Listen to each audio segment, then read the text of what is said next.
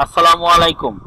আমি নীল হাসান বলছিলাম health care channel থেকে। আপনাদের সবাইকে আমি আবারও স্বাগত জানাচ্ছি।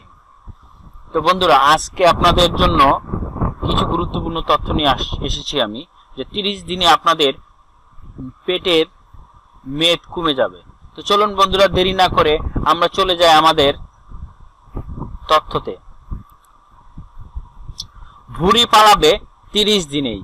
যা কিছু খান, কিন্তু যদি পরিশ্রম না করেন তাহলে ভুঁড়ি হবেই। তাই রসনা বিলাসের পাশাপাশি যদি সামান্য একটু ব্যায়াম করেন তাহলে ভুঁড়ি পালাবে 30 দিনেই। আসুন জেনে নেওয়া যাক সেই সামান্য ব্যায়ামের ধরন।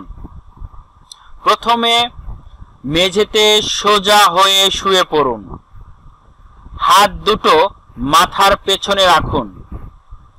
দুটো পা সোজা করে একটু উপরে তুলুন। এবার বাম পা সোজা রেখে ডান পা ভেঙে বুকের কাছে আনুন। কোমর থেকে উপরের অংশে বাম দিকে একটু কাত করুন।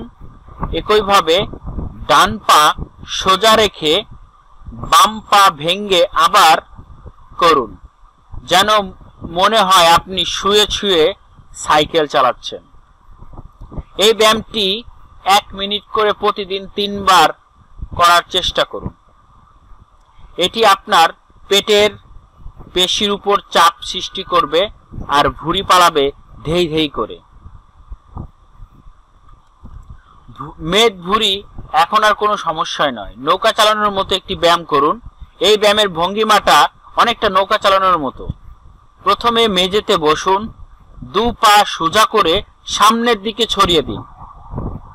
হাত দুটো সোজা করে হাঁটু বরাবর রাখুন। মেরুদণ্ড সোজা রাখুন।